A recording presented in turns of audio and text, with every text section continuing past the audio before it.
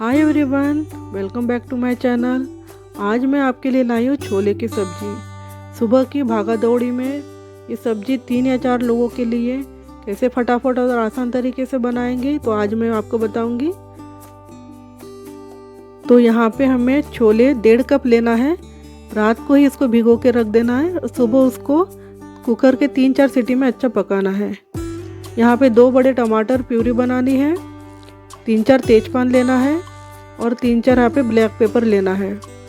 उसके बाद यहाँ पे अदरक लहसुन का पेस्ट बनाना है।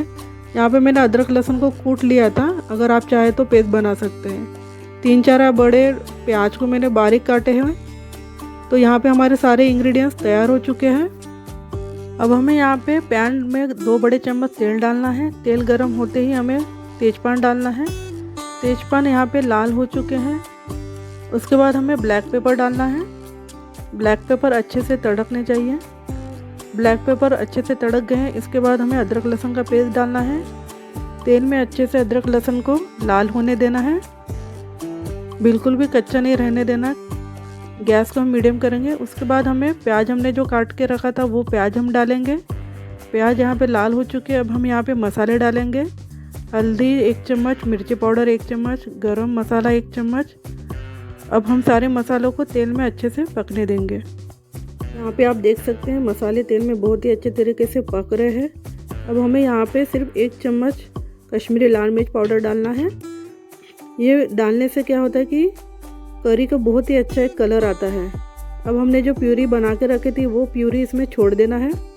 टमाटर की प्यूरी को तेल में बहुत ही अच्छे तरीके से पकने देना है। 5 मिनट इसको कम से कम मसालों में अच्छे से पकने देना है। यहाँ पे मैं नमक भूल गई थी तो 1 चम्मच यहाँ पे नमक भी डालना है। नमक आप अपने स्वाद के अनुसार कम ज़्यादा कर सकते हैं। अब थोड़ा पानी डाल के इसको मसाले को, ताकि कच्चा न रहे और भी थोड़ा अच्छे से पक जाए, तो इसको हम और 5 मिनट में अच्छे से पकने देंगे। अब हमने जो छोले भिगो के रखे थे वो छोले यहाँ पे छोड़ देना है और मसालों में बहुत ही अच्छे तरीके से पकाना है इसको। 5 से 10 मिनट यहाँ पक गए हैं। अब हमें लीड लगा के 15 से 20 मिनट तक एक अच्छी उबाल आने तक सब्जी को पकाना है।